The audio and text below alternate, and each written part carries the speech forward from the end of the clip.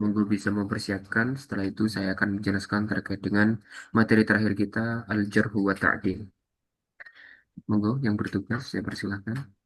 bensin. Yang bertugas sudah mengirimkan ini linknya, tapi belum masuk Ustadz. Mungkin masih di masjid Ustadz. Oh, Pak Agung, bensin yang ditunggu Bu Wahyu. Ya, Bensin Ini sama cuma dua Nasiruddin halaman. Singkat punya Ustaz Agung. Al-Albani. Tak teror itu. Ditugasi. Ditugasi. Jadi sudah punya.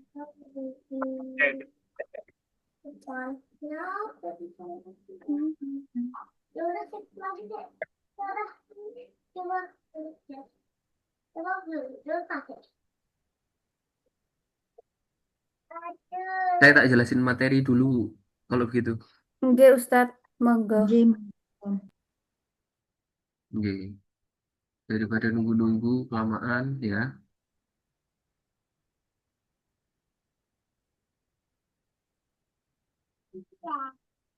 Oke. Jarhu wa Ta'dil.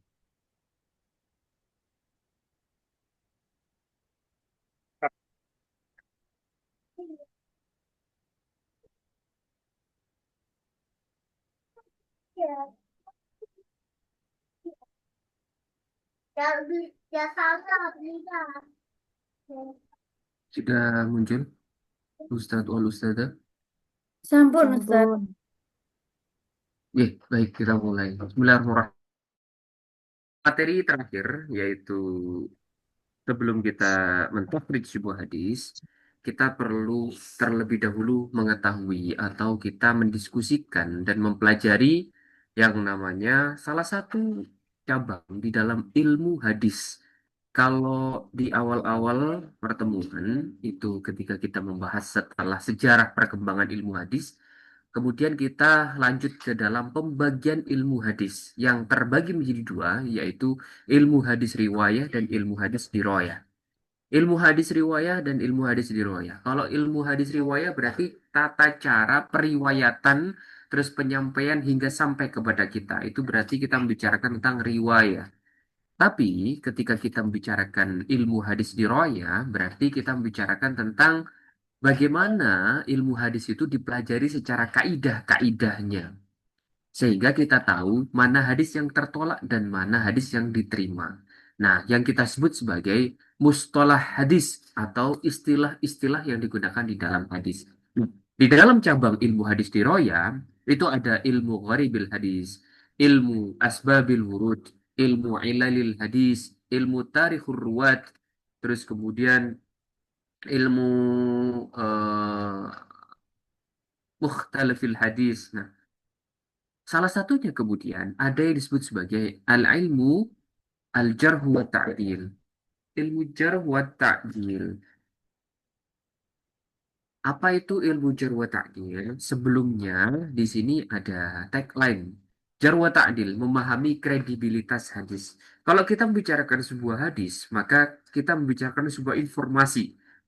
Informasi yang kita terima, ada kalanya itu informasi yang kredibel, dari sumber yang kredibel terpercaya, ataupun dari sumber yang tidak terpercaya.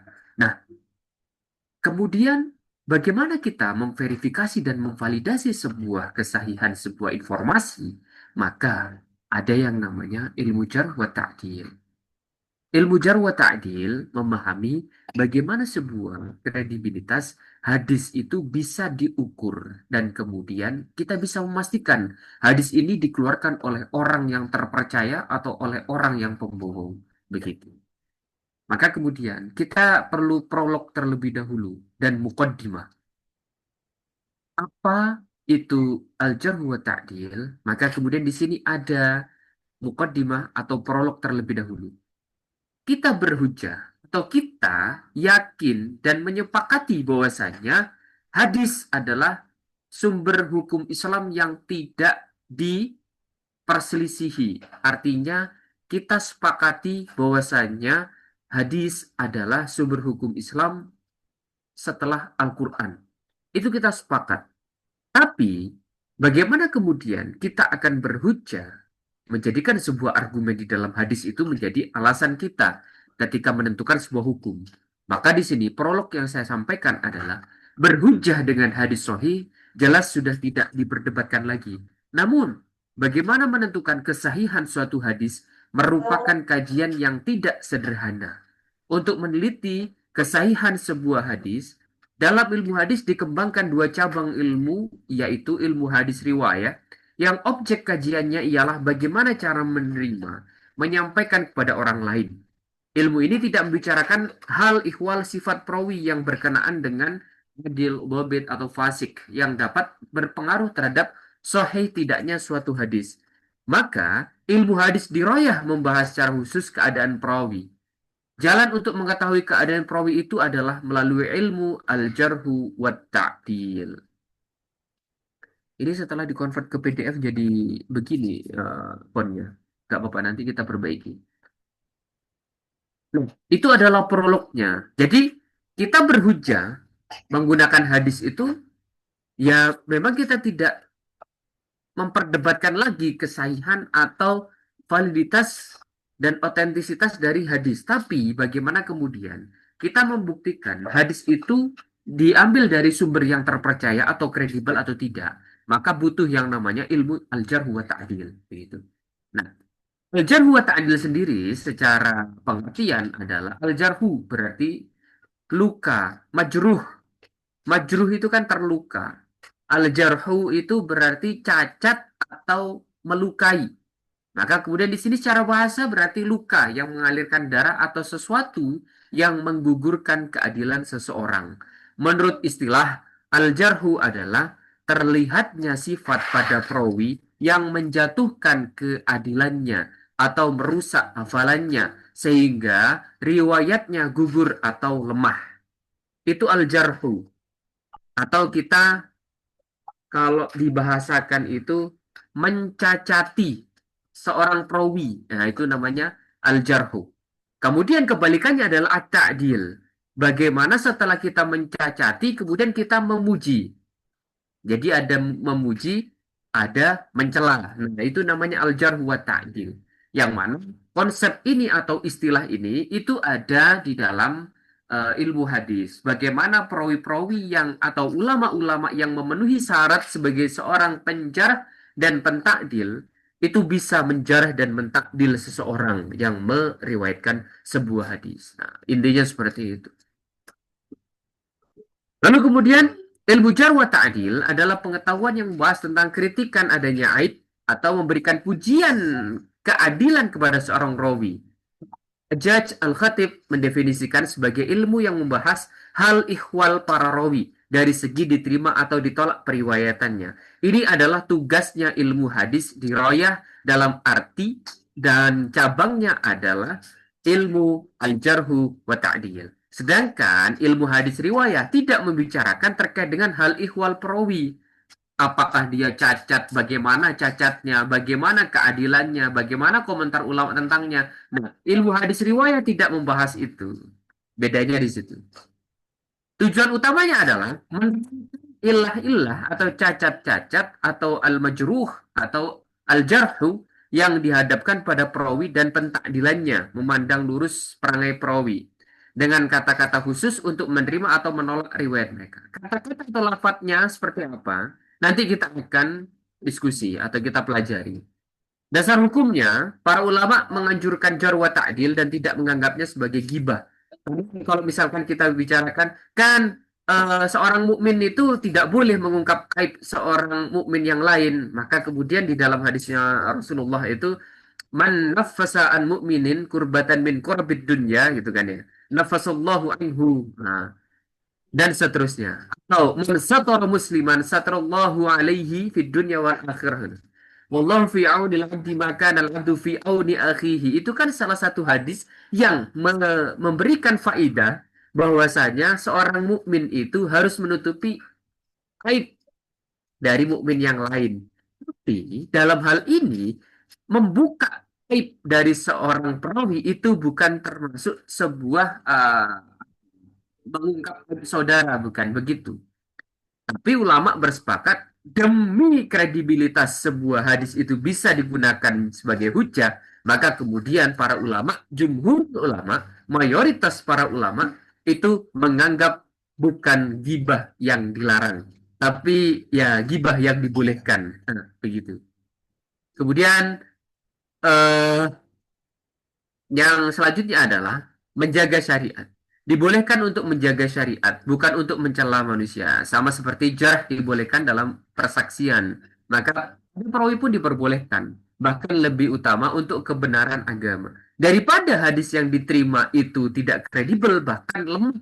Dan cenderung bisa menjadikan sebuah hadis itu mardut atau tertolak, maka lebih baik menjaga syariat, yaitu apa? Diungkapkanlah kecelaannya bahwasanya si Fulan dan si Fulan ini adalah seorang pembohong, dituduh berbohong. Itu lebih baik daripada disembunyikan, begitu. Maka kemudian inilah dasar hukum dan juga alasan kemudian ilmu jar wa ta'dil ada. Tapi kemudian lebih spesifik, kenapa harus ada ilmu jar wa ta'dil? Atau kenapa seorang perawi itu harus dikenakan ilmu jar wa ta'dil? Pertanyaan kenapa perawi harus dikenakan jar wa ta'dil ini beda ketika kita tanyakan mengapa kita harus belajar ilmu jar wa ta'dil. Kalau ditanya mengapa kita perlu belajar ilmu jar wa ta'dil, agar kita tahu mana riwayat yang tertolak dan diterima. Itu adalah mengapa kita perlu belajar. Tapi kalau misalkan ada pertanyaan, kenapa perawi itu harus dikenakan jar wa ta'dil, atau sebab kemunculan jar wa ta'dil itu disetujui atau disepakati dalam kalangan jumhurul ulama. Nah, menurut Ibnu Hajar Al-Asqalani dalam buku Hasbi As-Siddiqi ada 5 hal penting, Ustadz wal Ustadzah semuanya. Apa itu? Bid'ah, mukhalafat, ghalat, jahalatul hal, kemudian dakwah al-inqita'. Nah, kita bedah satu-satu. Bid'ah ini ya kita tahu bid'ah itu sesuatu yang tidak pernah dilakukan atau di luar ketentuan syariat gitu ya. Tidak akan tercela di luar ketentuan syariat. Orang yang disifati dengan bid'ah ada kalanya tergolong orang yang dikafirkan dan ada kalanya tergolong orang yang difasikkan. Maka kemudian perlu yang namanya kehati-hatian dengan menggunakan metode jar wa ta'dil. Kemudian mukhalafat. Daripada hadis yang diriwayatkan itu menyelisihi yang lebih kuat, maka perlu adanya yang namanya ilmu jar wa ta'dil. Lalu ghalat. Kebanyakan, kenapa jar wa ta'dil ini muncul? Ya karena banyak perawi-perawi itu yang tidak sekuat mereka-mereka yang sudah dinobatkan sebagai penghafal hadis terbanyak begitu. Dari Abu Hurairah sampai Anas bin Malik dan lain sebagainya. Ada banyak kekeliruan dalam periwayatan atau fakhsul ghalat atau su'ul hifdi. Maka kemudian fakhsul ghalat tadi itu kesalahan kekeliruan dalam periwayatan tadi itu, nah itu menjadi latar belakang kenapa seorang perawi itu harus dikenakan jar wa ta'dil. Jahalatul hal. Kalau misalkan anonim, maka kemudian kita akan bertanya dong, ketika ada sebuah informasi datang kepada kita contohnya, kemudian pasti Bapak Ibu akan nanya, berita dari siapa? Anonim, percaya nggak jenengan-jenengan kalau misalkan ada berita yang dikabarkan, diwartakan oleh seorang yang anonimus? Gimana coba? Percaya atau tidak? Ragu, Ustadz. Maka dari itu, jahalatul hal menjadi sebuah indikator kenapa seorang perawi harus dikenakan jarh wa ta'dil. Karena apa? Identitas yang tidak diketahui itu berarti akan menjadikan sebuah kredibilitas informasi itu dipertanyakan. Kalau udah tahu identitasnya, maka kita akan percaya, oh berita ini dari ini. Kita telusuri bisa. Tapi kalau anonimus, siapa dia? Nggak tahu dia. Jahalatul hal. Halnya, keadaan, identitasnya itu jahal. Majhul, tertutup, tidak diketahui. Nah, itu maksudnya, Bapak Ibu. Kemudian dakwah al-inqita itu inqita sendiri artinya terputus, terpotong. Dakwah al-inqita berarti dituduh atau dianggap putus.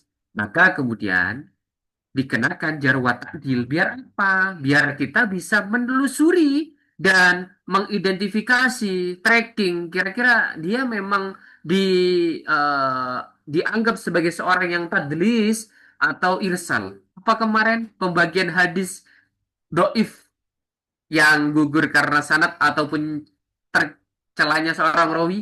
Apa itu tadlis? Masih ingat nggak jenengan-jenengan? Saya tak minum dulu. Tadlis Ustadz. Tadlis apa namanya tadlis? Tadlis. Tadlis. Dallasa yudallisu. Orangnya mudallis. Hadisnya namanya tadlis. Atau perbuatannya namanya tadlis. Masih ingat? Waduh, belum uas ini udah lupa ini tadlis apa ya? Apa tadlis?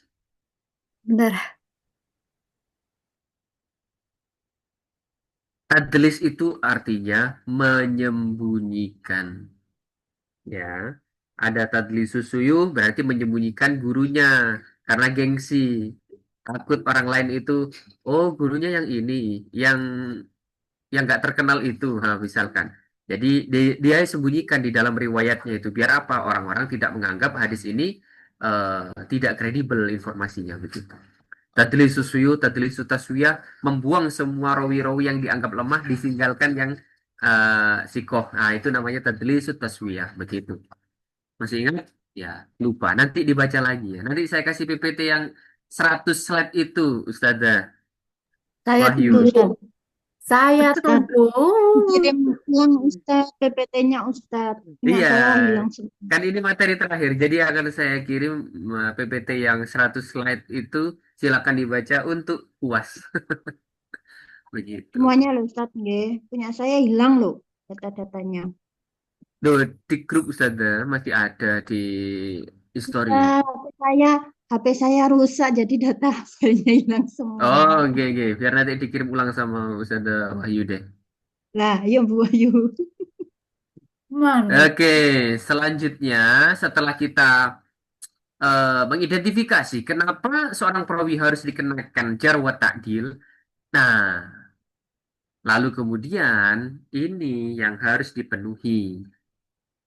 Apa syarat untuk bisa menjarah dan mentakdil? Bisa mencela dan bisa memuji seseorang. Kalau memang di dunia informasi atau misalkan kita berbicara dunia nyata ya, bukan di bidang hadis. Seseorang boleh mencela orang lain itu ketika nopo kira-kira. Ketika berhubungan dengan keadilan orang lain. Enggak, kita itu syaratnya untuk Hmm. bisa, iya, Budi Dewi itu ya. Itu, itulah itu yang dada itu. Dah, sana, iya, sana, main sama adik. Kira-kira kita harus punya syarat apa untuk bisa mencela orang lain? Kok bisa-bisanya Anda mencela? Anda siapa bisa mencela saya? Kira-kira harus nopo? Harus Sudah lebih yakin? sempurna. Sebenarnya nggak ada sih, Ustadz. Makanya sudah yakin Anda itu lebih baik dari saya. Kayak gitu. Iya. Kok berani-beraninya Anda nyela saya? Kayak gitu. Nah, seorang penjarah dan pentakdil itu harus punya hal-hal ikhwal ini. Makanya kemudian ilmu hadis diroyah, ilmu hadis di dalam ilmu jar wa ta'dil, cabang dari ilmu hadis diroyah tadi, dipersyaratkan seorang yang alim, bertakwa, wara, jujur, belum pernah dijarah dan tidak fanatik terhadap sebagian perawi dan mengetahui asal usul dari hal kecil dari A sampai Z yang berkaitan dengan jar wa ta'dil itu apa. Maka kalau misalkan sudah punya hal-hal ini, boleh melakukan jarh atau ta'dil. Seperti contohnya siapa? Abu Hurairah, terus kemudian siapa sahabat-sahabat itu. Nah, itu boleh mentakdil dan menjarah. Ibaratnya seperti ini. ketika seorang perawi itu mewartakan sebuah hadis atau berita yang mana sahabat itu hidup dan berdampingan bahkan hadir di dalam majelis Rasulullah, lalu kemudian ada yang meriwayatkan tidak sesuai dengan apa yang disampaikan Rasulullah saat hadir di dalam majelis itu. Maka kemudian orang tersebut pasti akan begini, kamu loh nggak hadir, kok bisa-bisanya memberitakan kayak gitu, itu salah. Kamu itu nggak jujur, kamu itu bohong. Sahabat karena apa? Karena berhadapan dengan Rasulullah, hidup bersama Rasulullah, berdampingan bersama Rasulullah, dan hadir pada saat Rasulullah menyampaikan hadisnya. Contohnya ketika ditanya, siapakah Rasulullah yang datang tadi itu? Rajulun syadidu bayadi thiyab. Nah, seorang laki-laki tidak tahu bagaimana jalan datangnya, tiba-tiba tidak ada bekasnya, tiba-tiba duduk di Rasulullah, terus kemudian menempelkan kedua lututnya kepada lutut Rasulullah, lalu kemudian bertanya, mahwal iman, mahwal Islam, mahwal ihsan. Nah, sahabat yang menyaksikan itu ketika ada yang mewartakan berita itu, ya kamu kamu tahu apa? Saya itu hadir bersama Rasulullah saat itu. Kok bisa-bisanya kamu ngomong kayak gitu? Nah, ini namanya sahabat itu bisa menjarah dan mentakdil karena kredibilitas informasi yang dibawa tadi itu, sahabat itu lebih tahu artinya hidup bersama Rasulullah dan hadir pada majelis Rasulullah. Maka apa syaratnya? Bersikap jujur dan proporsional, yaitu mengemukakan keadaan perawi secara apa adanya. Ya kalau memang kadzab ya kadzab, dituduh berbohong berbohong, buruk hafalannya ya buruk hafalannya, diterima ya diterima gitu. Adanya nggak boleh ditutup-tutupi. Karena demi apa? Menjaga syariat tadi itu. Kemudian cermat dan teliti dalam melakukan penelitian. Mana hadis yang diriwayatkan oleh orang yang kuat dan mana hadis yang diriwayatkan oleh orang yang lemah hafalannya ataupun lemah penulisan dari hadisnya. Dan tetap menjaga batas-batas kesopanan. Dalam melakukan jarh wa ta'dil, ulama senantiasa dalam etika ilmiah dan santun yang tinggi dalam mengungkapkan hasil jarh dan ta'dilnya. Untuk mengetahui adalah atau keadilan maupun kecacatan rawi ada dua cara melalui popularitas keadilan perawi di kalangan para ulama. Jadi bila seorang perawi sudah dikenal sebagai seorang yang adil seperti As-Sufyan Ats-Tsauri, Malik bin Anas dan lain-lain, maka tidak perlu lagi dilakukan penelitian lebih jauh.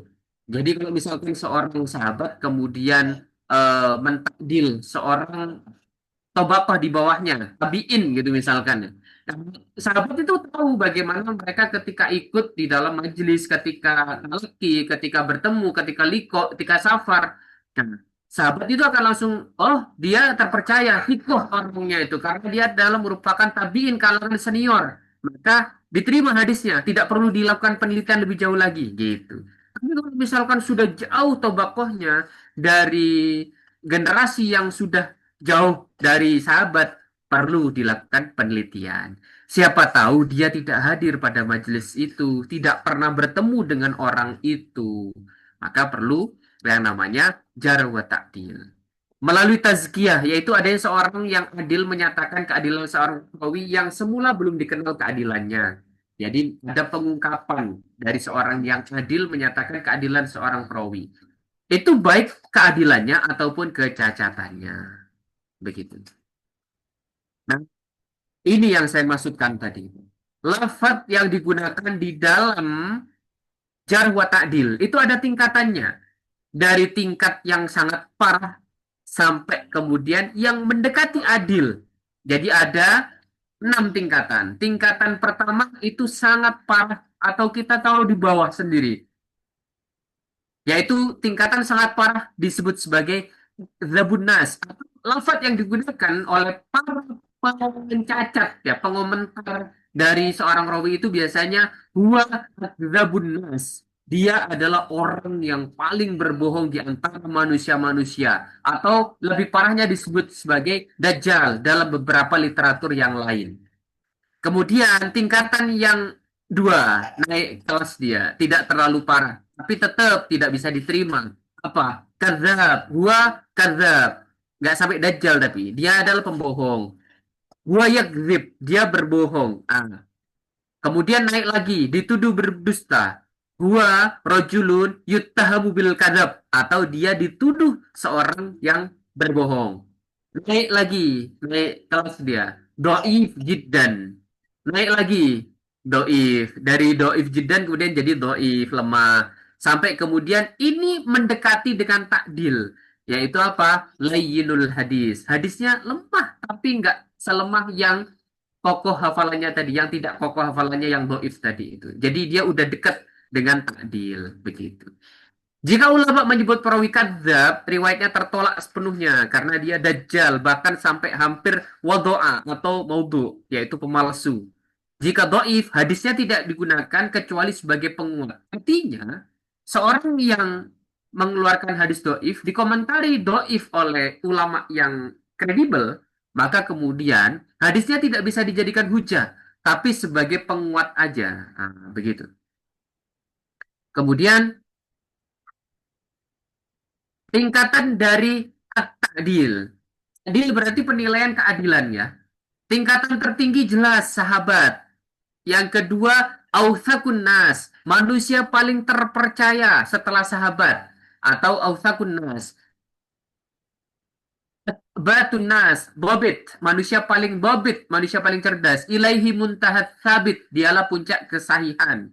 Tingkatan kedua, kita kalau adil itu mengarahnya enggak ke bawah. Tapi kalau jarah tadi tingkatannya enggak ke atas ini. Nah, kalau takdil tingkatan kedua turun, itu ausakun nas, tingkatan ketiga turun lagi, sikotun sabat atau sikotun sikoh, orang yang terpercaya. Terus kemudian tingkatan keempat, sikoh saja, tanpa ada sikotun sikoh. Tapi sikoh, hujah, terus kemudian adil, dobit, kowi, gitu aja. Kemudian turun lagi tingkatan kelima, laba sabihi.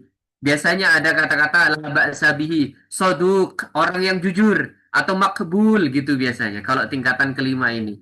Apakah diterima? Bisa diterima. Apakah bisa dijadikan hujah? Ada yang mengatakan tidak bisa dijadikan hujah, tapi hadisnya boleh ditulis begitu. Kemudian tingkatan keenam, laisa bi ba'idin anis shawab, atau laisa bil ba'id anis shawab, tidak jauh dari kebenaran. Jadi masih lah, masih belum eh, bohong gitu. Kemudian yurwa hadithu au yuktabu hadithu. Hadisnya ditulis kok, hadisnya diriwayatkan. Atau ya atabiru bihi, ya dipakai untuk itibar. Ya dianggap lah gitu. Dia sebagai sebuah hadis atau sebuah riwayat begitu. Itu tingkatan dari tertinggi sampai terendah.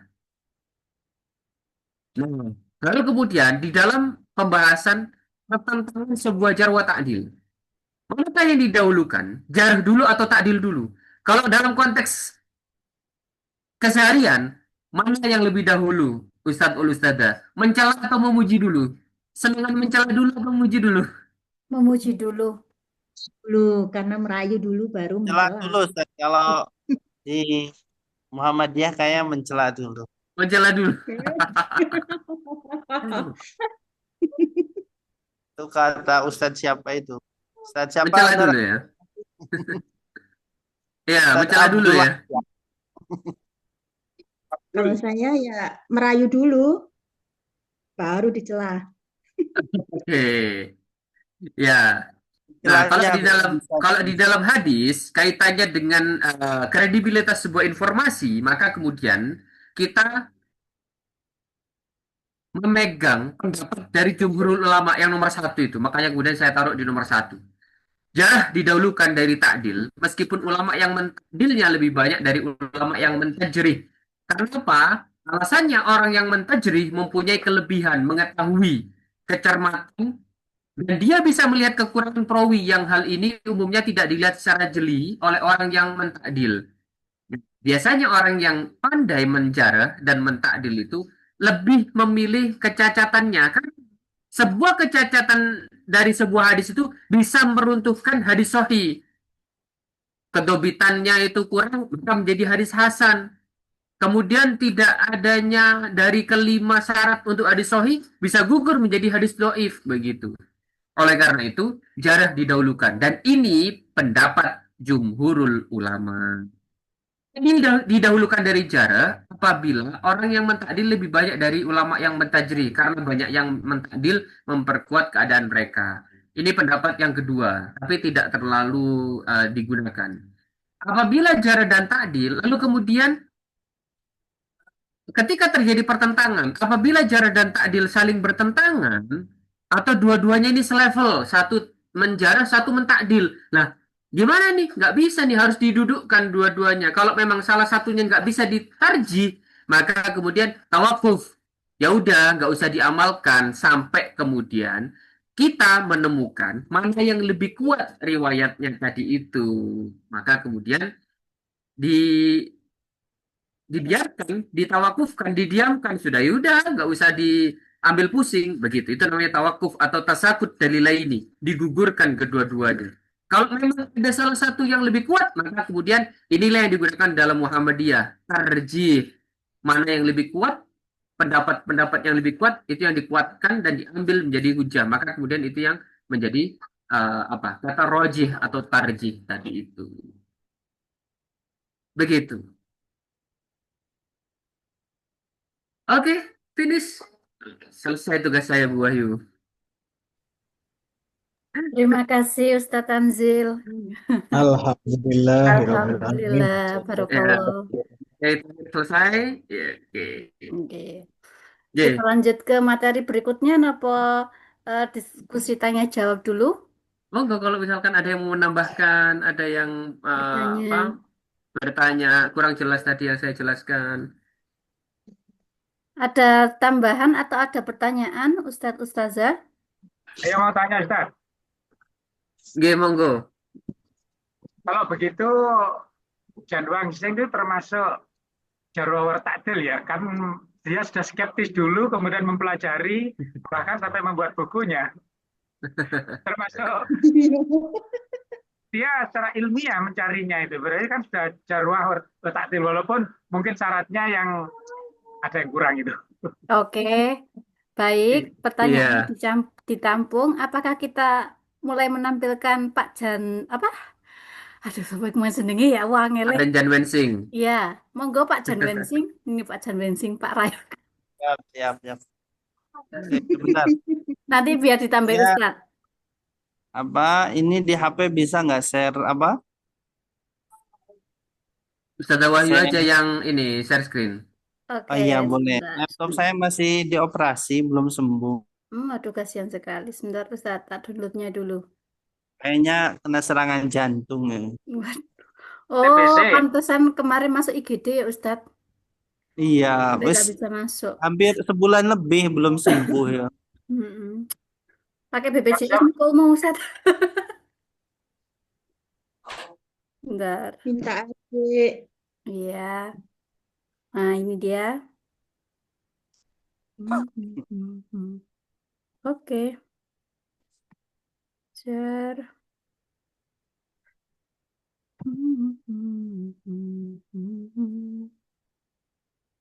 Loh. Sik. Sebentar. Lah kok reaksi kimia? Sik, Pak. Hmm. Ya kan yang Aduh, dibuka. ngeluh nggak tiga iki. Ah, ini sudah. Apakah sudah terlihat Bapak Ibu? Nah, sudah. Oke, monggo dipersilahkan Ustadz Agung. Baik, bismillahirrahmanirrahim. Assalamualaikum warahmatullahi wabarakatuh. Waalaikumsalam. Waalaikumsalam warahmatullahi wabarakatuh. Terima kasih atas kesempatannya pada malam hari ini. Mohon maaf saya kemarin tidak hadir.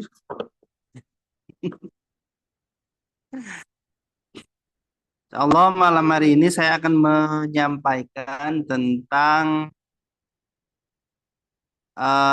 salah satu tokoh ya hadis dari kalangan orientalis yang bernama Aren Johannes Wensing apa Wensing. Wensing ya. Hmm. Lanjut Bu Wahyu. Ya. eh Aren apa ini? Janes Wensing lahir pada tahun mana kok nggak ada di sini ya? Sini, Ustaz.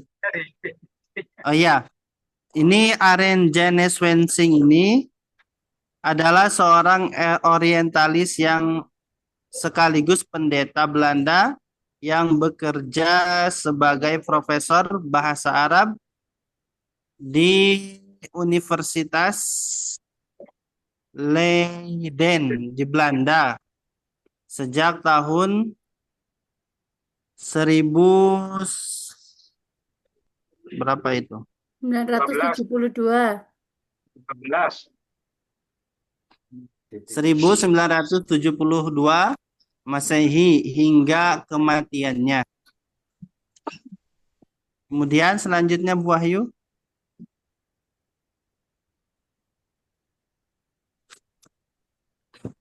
Loh, nama lengkapnya tadi ya sudah ya. Ini nama lengkapnya kok nggak lengkap ini. Namanya tadi Panas. loh, kok hilang lagi file ininya. Apa yang di Word hilang. Di HP agak susah Ustaz. Oke, Nama sebentar. lengkapnya Aren Johannes Wensing. Hmm. Kemudian beliau lahir pada 7 Agustus. beliau Hmm. pada 7 Agustus 18 ya Ustaz.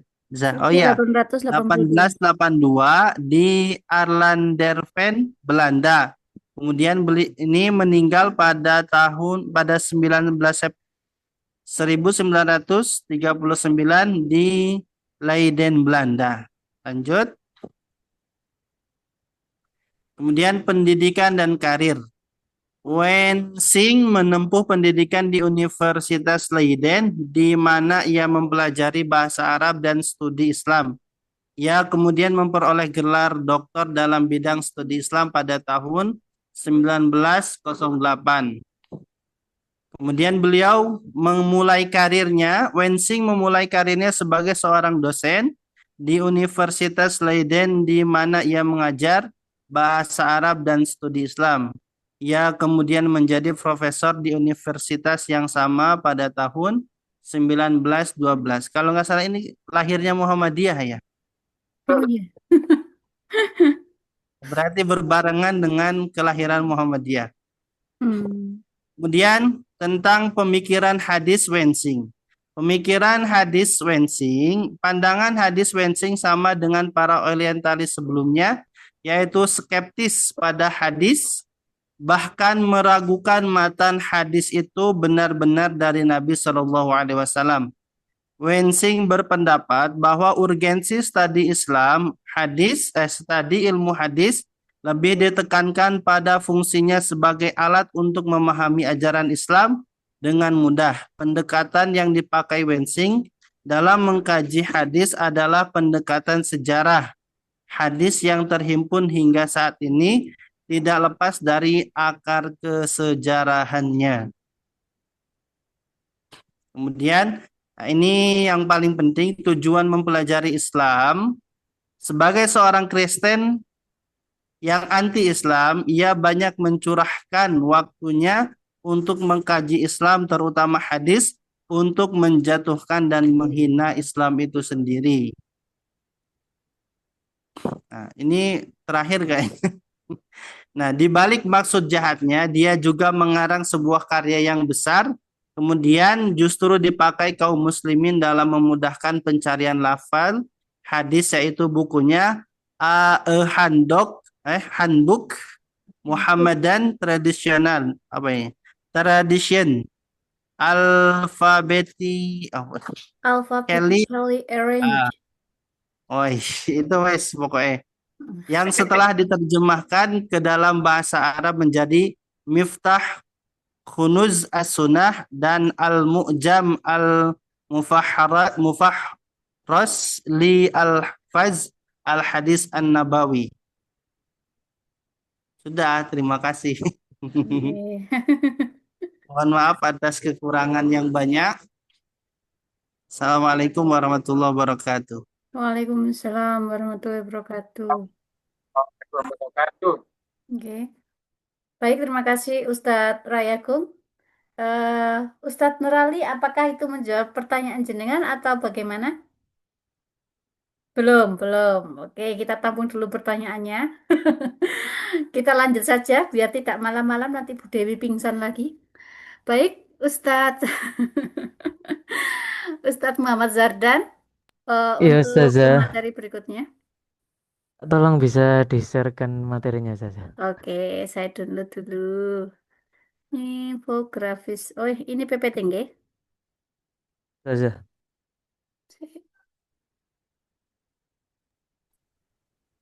Oh iya, saya minta izin Ustadz Zardan tadi saya pakai pepet apa gambarnya punya Ustadz Zardan. Nggih, nggih. Nah, open sebentar.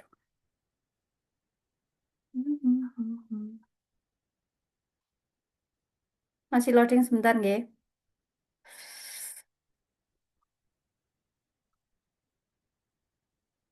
Nah, ini dia. Sopo iki? Oh, nggih.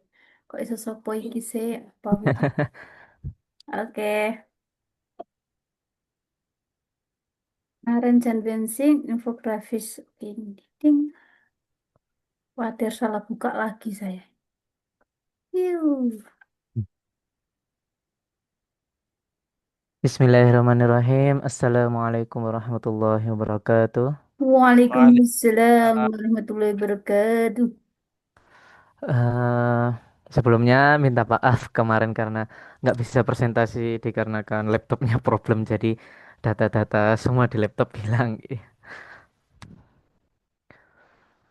Jadi pada kesempatan malam ini izinkan untuk membagi sedikit ilmu infografis tentang Syekh Muhammad Nasiruddin Albani Muhaddisul Asr.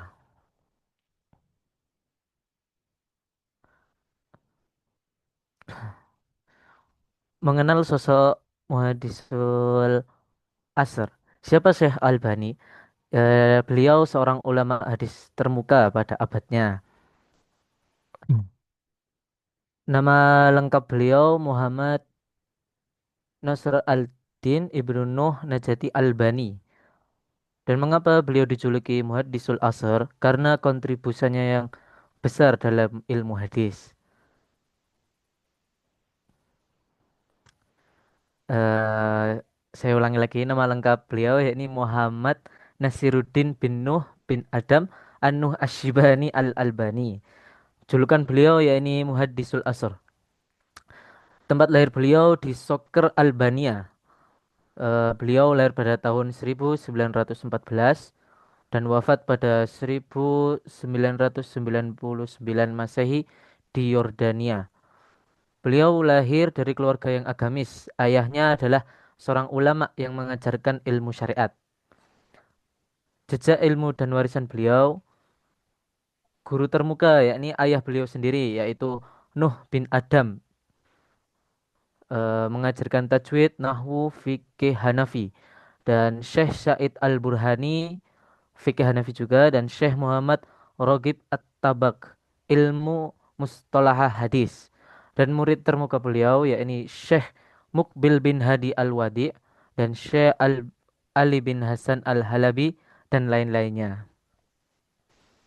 Kontribusi dalam ilmu hadis, beliau berkontribusi di silsilah Al-Hadis As-Sahih, yaitu kumpulan hadis sahih.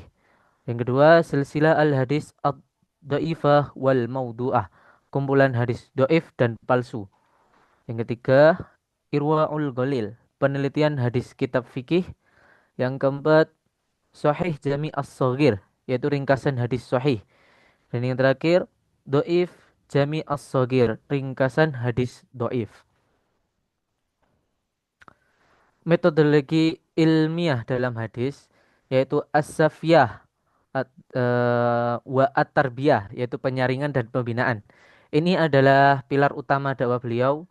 Penyaringan atau tasfiyah berarti memurnikan ajaran Islam dari segala bid'ah dan khurafaat, serta membersihkan hadis dari yang lemah dan palsu. Pembinaan atau tarbiyah berarti mendidik umat Islam sesuai dengan Al-Quran dan sunnah yang sahih. Lanjut Ustazah.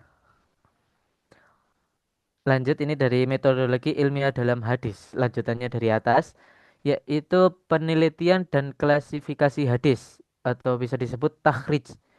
Beliau menghabiskan sebagian besar hidupnya untuk meneliti dan mengklasifikasikan hadis-hadis dalam berbagai kitab, membedakan mana yang sahih atau autentik, hasan atau baik, doif artinya lemah, dan maudhu palsu.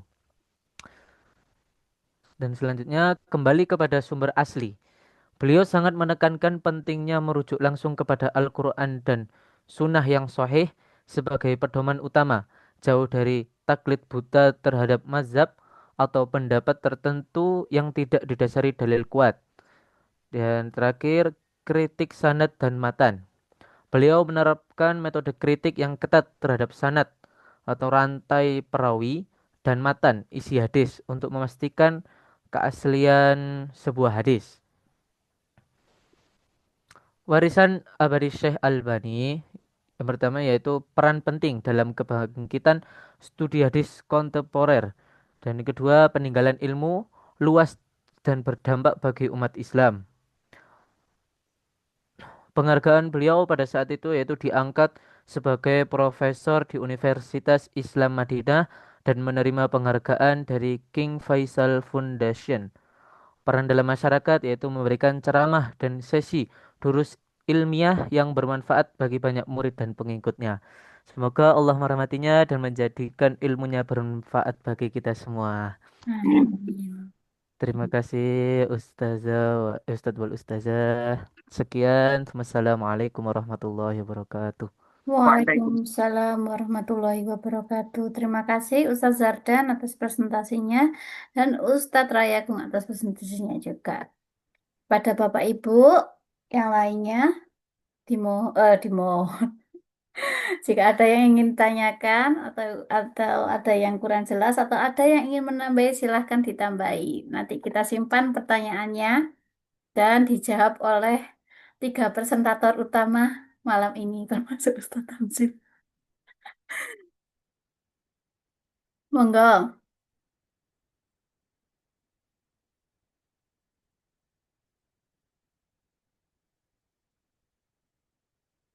Kalau nggak ada, kita lanjutkan yang pertanyaannya Ustadz Nur Ali aja dulu. Mungkin yang lainnya masih bingung mau nanya apa. Pripun niku Ustadz? Apakah Jan Wensing itu termasuk dalam kategori jarwa takdil atau pripun? Menurut saya, No. kalau saya memperhatikan dari sejarah munculnya ilmu jarh wa ta'dil itu, Arjan Wensing ini bukan termasuk seorang yang mencari, mentalaki, bertemu dengan muridnya, bertemu dengan gurunya untuk mengambil sebuah hadis. Maka kemudian tidak bisa kita katakan dia sebagai seorang perawi. Itu yang pertama. Karena jarh wa ta'dil dikenakan pada perawi. Maka Perawi artinya orang yang meriwayatkan hadis. Kita membicarakan di ilmu tarikhur ruwah. Bagaimana para perawi itu masuk ke dalam sejarah atau orang-orang yang terhimpun di dalam sejarah munculnya hadis. Nah, ketika kita bicarakan ilmu jarh wa ta'dil, maka di sini kita bicarakan rawi. Sedangkan Arenjan Wensing ini adalah seorang orientalis, orang luar yang kemudian belajar tentang Islam terutama. Dia menekuni sebuah eh, program atau sebuah ilmu bidang hadis gitu. Terus kemudian dia tekun di sana, menjadi profesor di sana, lalu kemudian mencari celah-celah sehingga kemudian akan bisa membuat propaganda di dalam Islam. Maka kemudian dia lakukan segala upaya dengan meneliti apakah hadis ini dikeluarkan oleh Muhammad Terus kemudian apakah ini memang dikeluarkan oleh 9 kitab ini atau 9 imam yang kita sebut sebagai kutub tis'ah lalu menghimpunnya di dalam Concordance of Tradition Muslim itu, lalu menjadi Mu'jam Faras tadi itu, saya kira tidak. Jadi kita tidak bisa mengatakan dia seorang orang yang berhak untuk memberikan jarh atau takdil kepada perawi. Kalau kita bilang siapa itu penjarah dan pentakdil, yang mereka ulama-ulama, sahabat-sahabat yang kemudian bisa memberikan komentar terhadap perawi-perawi yang lain. Saya barusan sambil mendengarkan apa yang disampaikan oleh Ustadz Agung dan juga Ustadz Zardan, saya mencoba mencari di hadis soft, itu hadis yang kiranya ada unsur kadzabnya gitu ya. Tapi agak susah karena yang di hadis soft ini ya memang menghimpun ada hadis-hadis doif juga. Tapi kemudian kita coba telusuri, di situ ada komentar ulama atau mereka yang hafal hadis yang tidak diperdebatkan lagi kredibilitasnya, kemudian memberikan komentar. Sebentar, saya tunjukkan.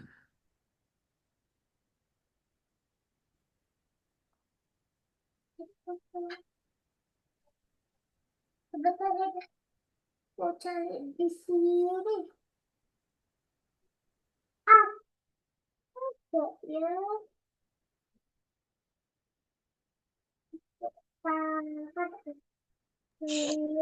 Sambil menunggu, boleh bertanya, Ustadz Nazil? Monggo.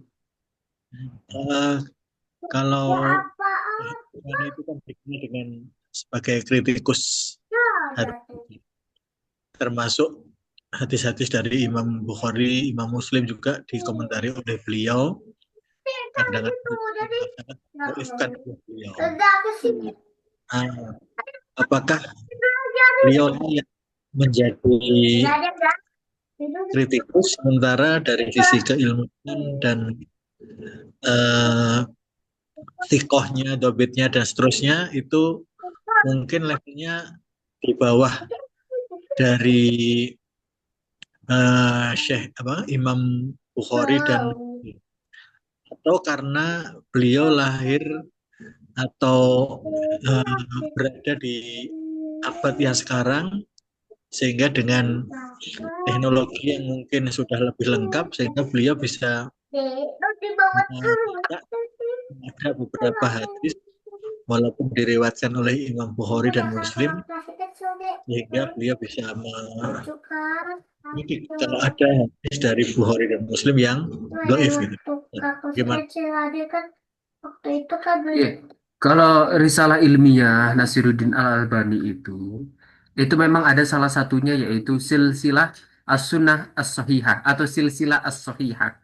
Jadi kemudian bagaimana beliau memberikan kriteria terhadap filterisasi dari sebuah hadis itu bisa diterima atau bisa ditolak berdasarkan muruah dari para perawinya gitu ya. Nah, kalau ulama-ulama itu sudah sepakat Ustaz Faisal bahwasanya muttafaqun alaih atau sahihaini itu sudah tidak diperdebatkan lagi. Maka kemudian hadis-hadis yang diriwayatkan oleh Bukhari dan Muslim itu kemudian tidak dinekat oleh beliau, tidak dikomentari atau tidak diberikan komentar, tapi cuma memberikan komentar sahih, sahih, sahih seperti itu. Tapi kalau yang lain selain Bukhari wa Muslim atau selain Sahihaini itu masih dikomentari atau dinakat oleh beliau. Ada yang dikomentari hada hadisun hasanun sahih, hasanun sahihul isnad, hasanul isnad dan lain sebagainya. Saya kira itu. Artinya untuk komentar terhadap Sahihaini itu tidak diperdebatkan lagi, walaupun ada di dalam risalah ilmiah Nasiruddin Al-Albani itu ada silsilah as-sahihah selain di silsilah as-sunnah ad-dhaifah. Bagaimana kemudian beliau menghimpun di dalam kitabnya sunnah-sunnah ad-dhaifah, yaitu hadis-hadis yang dhaif yang kemudian dikomentari. Yang dikomentari oleh Albani dhaif itu belum tentu ketika kita telusuri ternyata ada yang mensahihkan. Nah, begitu. Karena berangkat tadi itu bagaimana metode yang digunakan oleh Albani itu tadi sudah disampaikan oleh Ustadz Zardan tadi, bagaimana mulai filterisasi sangat ketat, bagaimana arruju ilal Quran wa sunnah, kembali kepada Quran dan sunnah, sehingga pengetatan atau ketatnya filterisasi tadi itu yang menjadikan Albani ini dikenal sebagai seorang kritikus yang sangat ketat. Gitu. Bahkan kalau Bukhari dan Muslim ini punya kriteria bagaimana kesahihan sebuah hadis tadi itu, sedangkan Bukhari itu sedikit, Muslim itu sedikit berbeda dengan Bukhari itu ya, yang kemarin di awal ketika studi tokoh itu kita diskusikan. Tapi kalau Albani sendiri, saya kira di Sahihah ini beliau tidak pernah mengkritik hadis ini itu seperti apa kalau dari Sahihah ini. Tapi pasti jawabannya sahih, sahih, sahih. Walaupun ada di dalam risalah ilmiah itu di silsilah as-sahihah. Begitu kalau pendapat saya, Ustadz Faisal.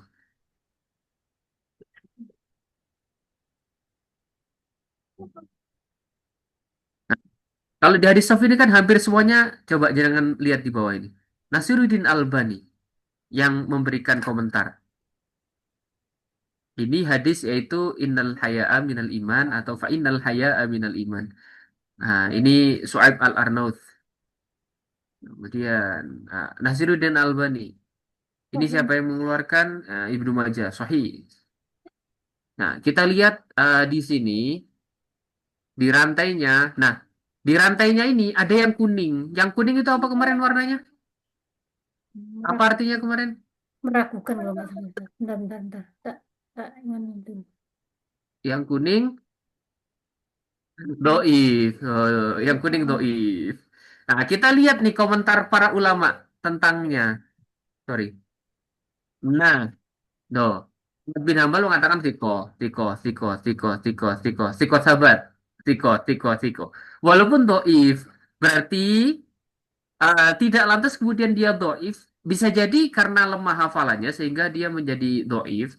Tapi dia dikomentari oleh para ulama di sini adalah tiko, tiko, tiko sahabat. Tiko sahabat tadi tingkat keberapa ya? Masih ingat nggak? Apa perlu buka ini lagi, PPT lagi? Tiko sahabat itu Tiko sahabat, sepertinya Ustadz seingat saya belum dijelaskan tentang Siko sahabat Ustadz. tiko sahabat, tiko subut, tikotun subut atau tikotun sahabat. Dua setelah sahabat. Ini tiko sahabat. Ya, tingkatan nomor 4. Dari yang paling tertinggi 1, 2, 3, 4. Nah, tiko sahabat itu nomor 4. Nah, berarti kan Ibnu Hajar Al-Asqalani, ngerti nggih? Ibnu Hajar Al-Asqalani ini yang mengarang buku apa? Atau bukunya apa? Bulughul Maram. Betul, Bulughul Maram. Nah, itu mengatakan komentar beliau adalah sikotun subut atau sikosabat. Ya, kesikohannya itu tetap dan bisa diterima gitu. Kalau ini, wah langsung sahabat komentarnya. Ini siko makmun, sikosabat. Yudalis, ada yang mengatakan Sohi Ibnu Hibban, dia mengatakan Yudalis, ada yang disembunyiin. Gitu. Tapi tidak menutup kekuatan dari jalur periwayatannya sehingga Albani memberikan komentar sahih begitu. Terus kemudian ini siko sahabat, siko imam. Ini, soduk. Kenapa kira-kira kalau semakin ke bawah kok hilang sikohnya? Itu yang saya bilang, semakin jauh generasi atau tobakoh tadi itu dari sahabat, kemudian sampai ini generasi berapa? Kita lihat di sini. Tabiul atba. Jadi pengikut dari pengikut-pengikut, bukan pengikutnya tabiin, tapi pengikut dari pengikut-pengikut. Udah jauh. Sahabat tabiin, tabiut tabiin, pengikut tabiut tabiin, pengikutnya pengikut tabiut tabiin. Begitu. Jadi jauh. Maka kemudian ya komentarnya soduk labak sabihi. Dia mensikohkannya dan menurutnya ia melakukan kekeliruan, katanya Ibnu Hibban. Terus kalau kata Abu Daud soduk, ya tosoya. Terus kemudian Abu Hatim soduk. Nasai mengatakan la ba'sa bihi, nggak apa-apa apa kok. Maksudnya laisa bihi ba'sun. Jadi tidak ada masalah dengannya. Ya, tapi nggak sikoh. Dan dia bukan sahabat, bukan sikotun sikoh, bukan autsakun nas juga. Nah, gitu. Karena di bawah posisinya. Gitu. Kita coba cari yang lain hadisnya. Ini hadisnya masih banyak sohihnya. Saya pengen nyari yang ini dari tadi loh. Yang ada kira-kira kadzabnya gitu. Hadis apa kira-kira? Gitu?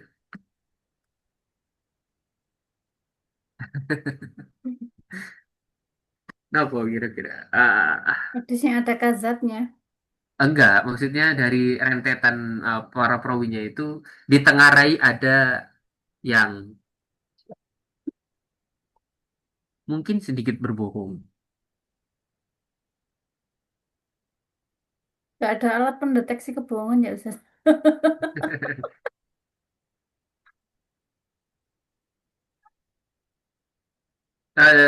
Coba aja dengan carikan sebuah hadis misalkan kayak tadi kan innal haya minal iman. Coba ini mandalla ala khairi.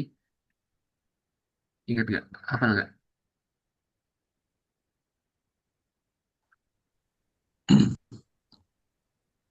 Walahu. Falahu Mithlu ajrun ajri fa'ilihi. ajrun Nah, ajrun kamas walahu misru ajru fa'ilihi. Mandalla ala khairi.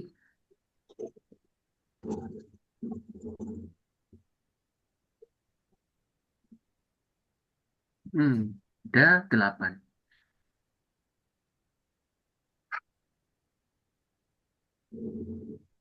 Oh, hijau semua ini, itu nggak ya, ada yang masalah ini. siapa yang menunjukkan kebenaran, maka pahalanya sama dengan orang yang menunjukkannya itu. Itu Mm-mm. kebaikan. Itu tuh bukan ya? Itu Ustaz, sebelumnya tadi. Iya, nggak saya cuma nyari ini loh, Ustazah. Di kanan ini kan ada rantai informan. Kalau Heeh. misalkan ada warna selain hijau dan biru, itu kalau yang biru ini jelas sahabat, apa tabiin gitu. Maksudnya ini yang Tosca ini adalah sahabat, yang hijau ini itu sikotun sikoh gitu. Loh, sikoh. Ini juga Sumu tasihu mungkin Ustaz. mustaqimul hadis, sumu tasihu. Sumu tasihu atau utlubul ilma walau bisin itu. Utlubul ilmu wal bisin itu bahkan kayaknya nggak anu ya, bukan hadis ya. Ya, Walau, tapi kan sangat terkenal dianggap hadis.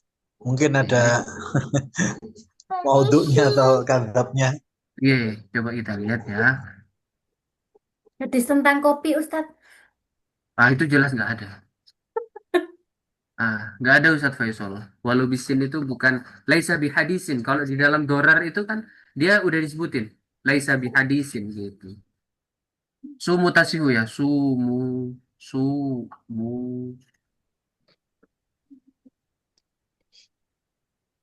Wah, sumu liruyatihi malah yang muncul nanti.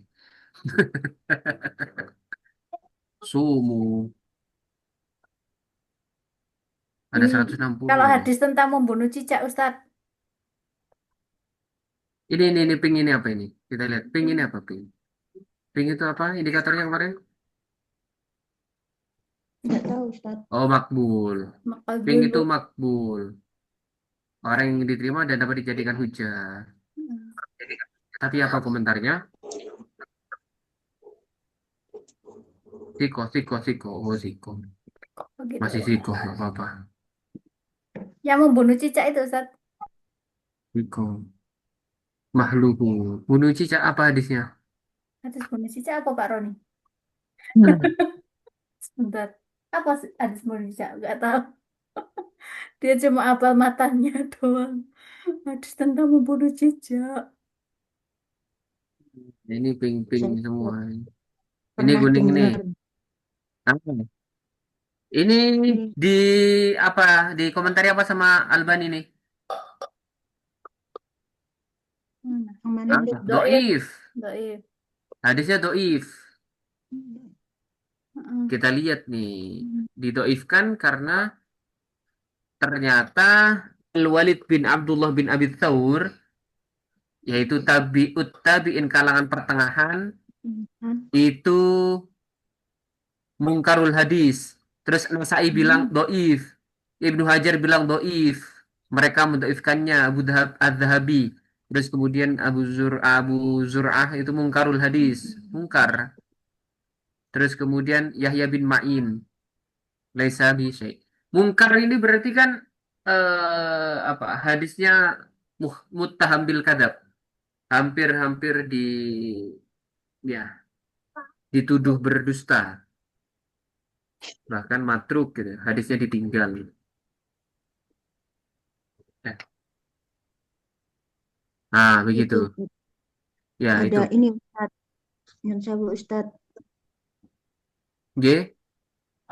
ini saya kok pernah dengar ya orang yang ini loh Ustaz, katanya orang yang meninggal itu seandainya batu nisannya itu terbuat dari batu kali yang warna hitam itu loh Ustaz, itu akan meringankan siksaan di alam kubur itu.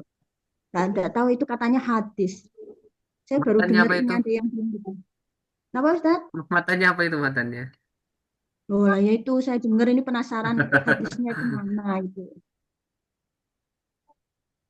Itu orang yang itu Ustaz yang bilang. Terus kemarin Apa itu? pesen ke saya, minta tolong batu nisannya itu terbuat dari batu, minta dipesankan karena katanya di Malang itu kan banyak itu batu Aku hitam itu. belum makan. Kok saya baru dengar ya Bu Dewi? Itu makanya itu saya juga baru dengar itu memang ada, mau tanya Pak Ada kok lagi jauh. Katanya bisa meringankan siksa di alam kubur itu loh. Iya, Kalau saya juga baru tahu. Coba saya browsing doang. Doif. Doif Doif. jiddan. apa itu Ustaz? Ini Nasiruddin Albani mengatakan doif jiddan. Apa itu? Hilal. Oh, bukan malam nisfu Sa'ban. Nisfu Iya. Sa'ban. Aku mulailah wasumu. Oh iya.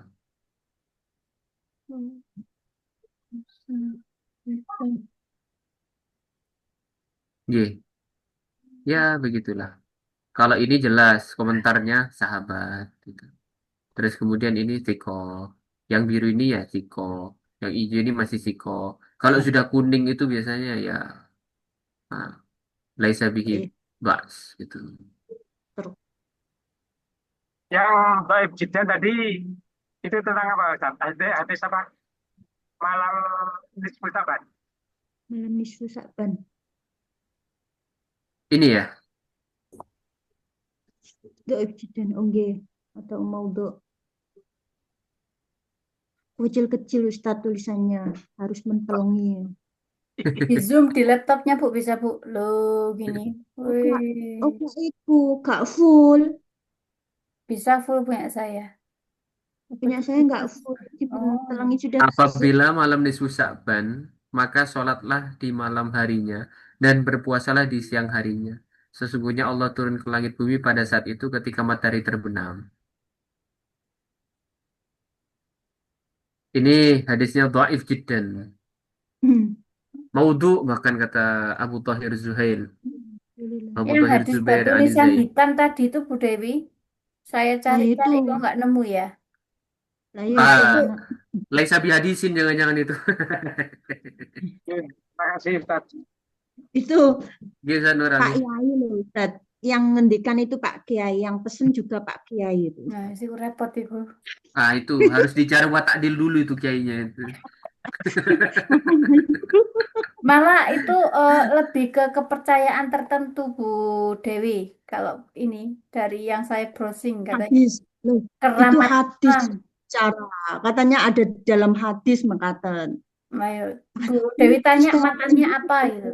Iya tanya, sanad dan matan lengkapnya apa Pak Yai? Hadatsana siapa, terus diriwayatkan oleh siapa? Wah itu baru kredibel. Kalau cuma ada di dalam hadis ya, yang kopi pun itu ada yang ngomong itu hadis gitu. Enggak Ya itu Pak yang kayak masalahnya. kopi itu Tapi hadasana Ustadz kayaknya Azil. kurang itu lebih sepuh loh Ustaz. Sepuh kayak ya tanya seperti itu kayaknya sok keminter nonton. Padahal saya Nih, yang nggak tahu. Bilang oh iya iya iya iya gitu aja. Hasan li ghairihi dan sanad ini dhaif katanya Su'aib Al-Arnaud karena di dalamnya laisa bisikoh dhaif dhaif matruk bahkan hadisnya ditinggalkan maka kemudian matruk katanya Nasai. Nasai kan kutubus sittah gitu. Mm-mm. Jadi kalau ulama-ulama ini yang berhak menadil dan menjara, makanya kemudian 9 imam itu ya sepertinya menjarah dan mentakdil juga nggak apa-apa karena masuk syaratnya. Tadi itu Nah, Ustadz Rayagung kan presentasi tentang Cendwensing. Kemudian kata suami saya, itu pencipta kamus Munjid bukan? Saya pikir-pikir kayak kamus Munjid itu juga sama kan buatan orientalis, tapi kayak bukan Cendwensing ya. itu penting, Bukan kayak ya. bukan. Tapi Kalau nggak ya salah Louis bukan dikarang Maklib kalau oleh nggak orang salah. Islam.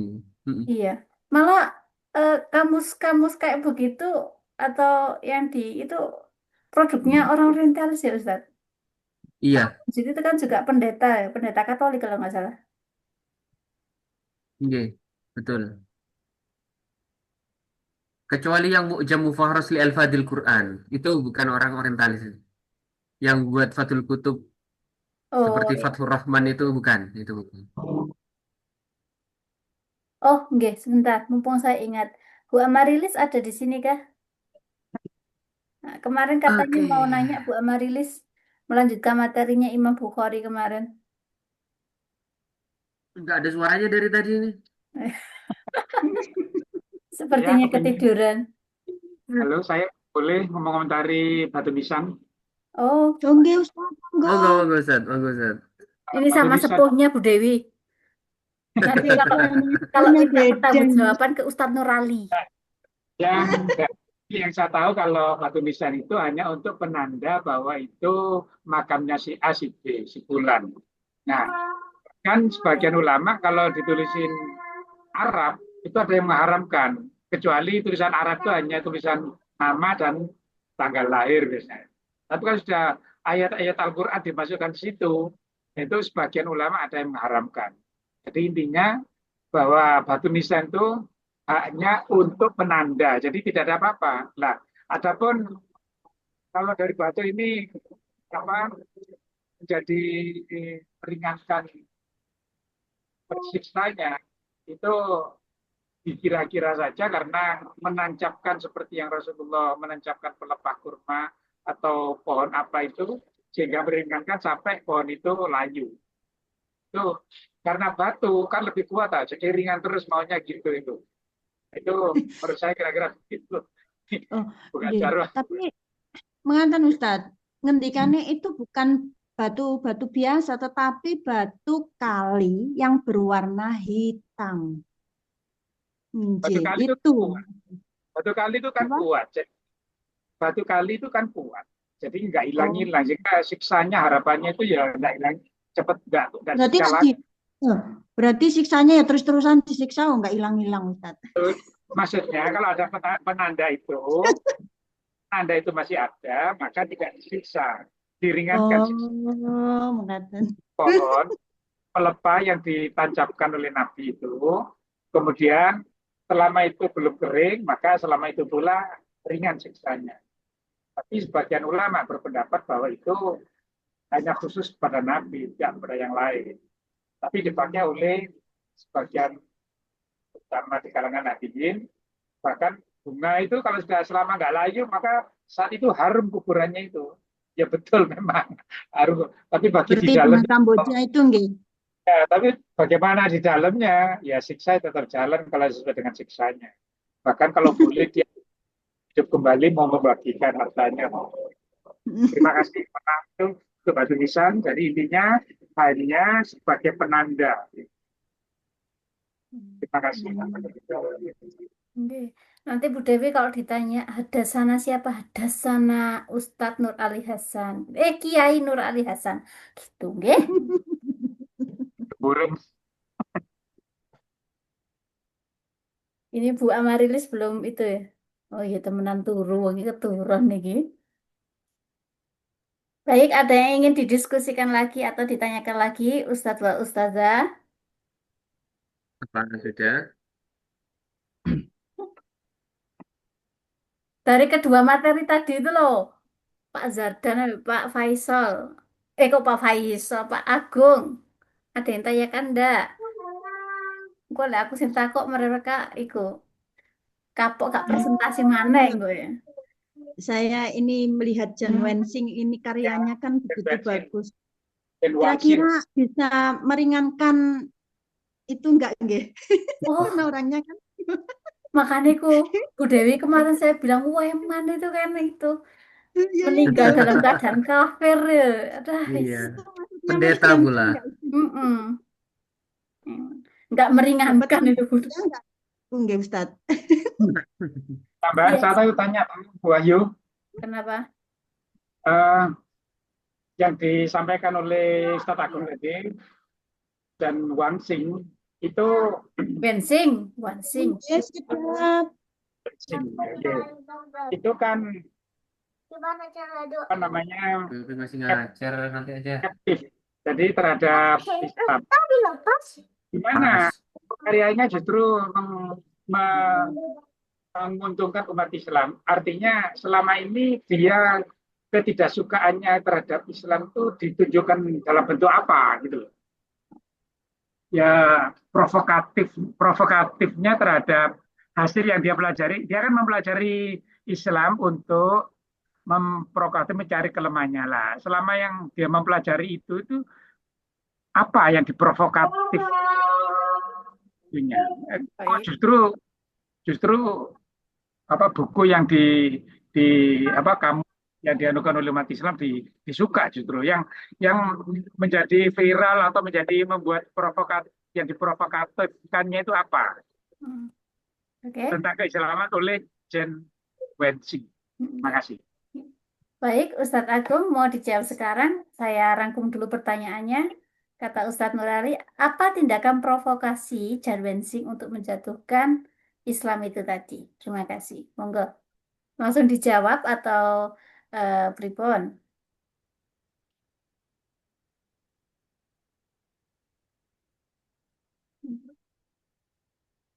Masih di mute itu sama aku. Masih mengajar sepertinya ya. Kirain jawab. Oke. Monggo Ustadz Rayagung.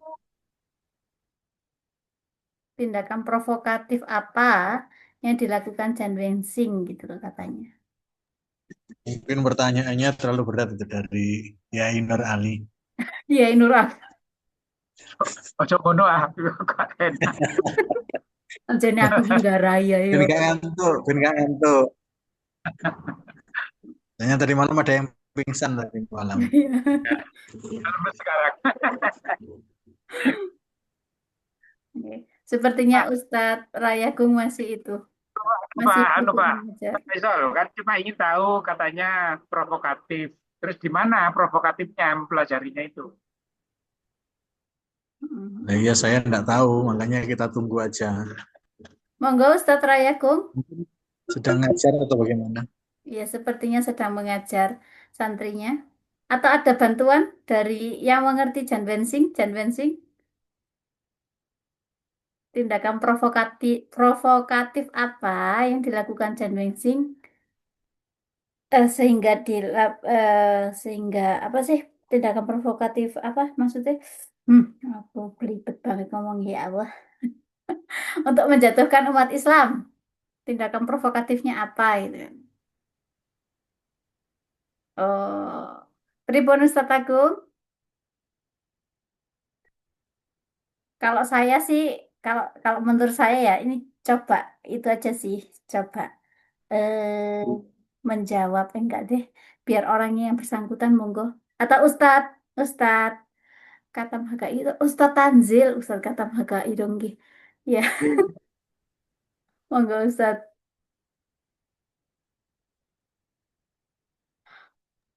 Nah, ya kok saya yang suruh jawab. Nah ya, Oke, mungkin kalau kalau hemat saya itu beberapa di antara karyanya Jan Wensing itu bukan cuma yang Mu'jam Mufaras itu. Miftah Kunuzis Sunnah itu juga terus kemudian Tradition Muhammadan. Jadi karena bukunya itu apa ya masih berbentuk kayak hampir-hampir bahasa Prancis gitu atau bahasa Belanda ya. Bahasa Belanda lah kayaknya. Ah, membahas bagaimana kehidupan Muhammad di Arab. Terus kemudian apakah memang hadis itu adalah kalamnya Muhammad? Nah, yang kemudian itu mungkin bisa disitir oleh dia sehingga menjadi sebuah eh, bentuk propaganda yang ingin melemahkan Islam. Makanya kemudian dia meneliti kitab 9 atau kutubut tis'ah, 9 kitab mutabarah itu hadis-hadisnya satu persatu sehingga kemudian kita dapatkan kata per kata di dalam hadis itu di dalam Mu'jam Mufaharos yang berjilid-jilid, yang mana ketika kita rujuk benar gak ternyata hadisnya diriwayatkan ini dalam kitab induk ini. Justru apa yang dilakukan tadi itu memberikan kontribusi yang luar biasa bagi kita yang akan mentafsir sebuah hadis yang aslinya dia skeptisannya dia itu ingin bagaimana kemudian apakah benar Muhammad ini itu yang menyampaikan apa hadis tersebut atau sebuah tradisi atau hanya sebuah karakan Muhammad saja begitu. Kalau kurang lebihnya saya pernah baca di dalam risalah atau di dalam artikel seperti itu Ustaz Nur Ali. Nggih, Ustaz, matur nuwun. Saya juga tadinya menganggap seperti itu. Jadi tulisannya yang dibanggakan oleh umat Islam itu satu judulnya aja satu menganggap sebagai tradisi. Nah, padahal itu bagi kita kan bukan tradisi. Nah, itu. Jadi ya dia tidak tahu kok bisa dibanggakan juga. Saya kurang kurang paham itu. Oke, terima kasih. Oke. Oke. Baik, Kiai Iya, Ali. Ustaz. Oke, Kiai Ali. Ada Seperti kasusnya YouTube atau Facebook itu ya Ustaz. Mereka pembuat Facebook dan YouTube itu kan berusaha untuk mengalahkan Islam dengan cara menguasai medsos, tapi akhirnya oleh teman-teman kita para pendakwah itu malah menjadi corong dakwah yang independen dan bisa membuat siaran secara langsung dan akhirnya dakwah bisa berkembang lebih luas baik melalui YouTube maupun Facebook. Jadi semacam blessing in disguise gitu ya. Nah, Ustadz Tanzil itu kan Janwen sih waktu menerbitkan menghasilkan karyanya yang Mu'jam itu, kira-kira komentar ulama pada zaman itu gimana ya? Apakah mereka menerima? Kalau saya analisis sepertinya baru kerasa manfaat bukunya itu di kemudian hari gitu loh, atau sudah terasa di saat itu, saat penerbitannya itu di tahun-tahun pertama atau tahun keduanya gitu Ustaz. Saya tidak mendapatkan informasi tentang ketika awal-awal munculnya kitab itu, lalu kemudian apa komentar ulama hadis tentangnya. Tapi setelah itu ada penelaahan atau riset, berbagai riset tentang bagaimana kontribusi Arjan Wensing dengan kitabnya Mu'jam Faros tadi itu berkontribusi dalam tahrik hadis seperti itu, Ustaz. Tapi untuk awal-awal bagaimana penerimaannya, saya kira bagaimana ketika seorang orientalis menciptakan sebuah karya, pastilah ada yang pro, ada yang kontra. Kita kok diserang seperti ini, padahal bukan seperti ini. Kalau di bukunya itu yang tadi disebutkan oleh Ustadz Agung itu handbook ya, ya handbook apa judulnya tadi? Handbook of Early Muhammadan Tradition itu. Nah itu mungkin di situ jawabannya mungkin bisa dibaca. Kira-kira apa? Karena kitab-kitab atau kitab-kitab ya ini bentuknya itu scanan, jadi tidak bisa kita copy karena tulisannya itu kayak tulisan lama gitu loh. Susah juga bacanya dan mentranslatekannya gitu. Ini ada jurnal yang Ustaz, saya temukan barusan ini. Jadi karya dianggap Oke. kontroversial itu karena beliau itu menulis artikel dan buku yang mempertanyakan keaslian Al-Quran dan hadis. Mm-mm. Kemudian mengklaim banyak tradisi Islam berasal dari sumber-sumber non-Arab. Kemudian menerbitkan teori-teori yang meragukan historisitas beberapa aspek kehidupan Nabi Muhammad. Begitu. Tapi beliau juga itu dikritik pendekatan metodologisnya yang bermasalah karena menggunakan pendekatan orientalis klasik yang cenderung iki bahasa Indonesia apa? Bias dan superioris, menerapkan standar kritik barat terhadap teks suci Islam tanpa memahami konteks keagamaan, terus mengabaikan perspektif dan metodologi sarjana Muslim dalam kajiannya. Respon sarjana Muslim saat itu, seperti Muhammad Qut Ali, Ahmad Zaki Pasa, dan lainnya menulis bantahan akademis terhadap teori-teori Wengsing. Ini berarti bisa disimpulkan di awal-awal tahun-tahun pertama penerbitannya, sepertinya di itu, di apa dibantah oleh ilmuwan Muslim pada saat itu. Dan baru ketahuan manfaatnya setelah beberapa generasi. Iya, betul. Ya itu yang dikira apa tradisi Muhammadan tadi itu loh Ustaz. Mm-mm. Apakah itu benar-benar memang apa dari Muhammad atau buat dari Muhammad? Maka kemudian sikap skeptis tadi itulah yang kemudian uh, menjadi senjata yang kemudian bisa ya membuat sebuah propaganda untuk menjelek-jelekkan bahkan melemahkan Islam dari dalam kan gitu. Terus untuk komentarnya tadi itu kan respon ketika ada orang orientalis yang membuat kitab padahal itu adalah bidangnya kita, ya responnya bermacam-macam, ada yang pro, ada yang kontra, bahkan kemudian kontribusinya dianggap sebagai kontribusi yang positif kan seperti itu. Saya ada pertanyaan ke Ustadz Zardan. Ustadz Zardan, Nasiruddin Al-Albani itu kira-kira mazhab apa ya? Beliau menganut mazhab apa? Atau meyakini 4 mazhab, Ustadz? Karena ayahnya kan yang seperti jenengan presentasikan tadi merupakan pengajarnya Hanafi, fikih Hanafi gitu.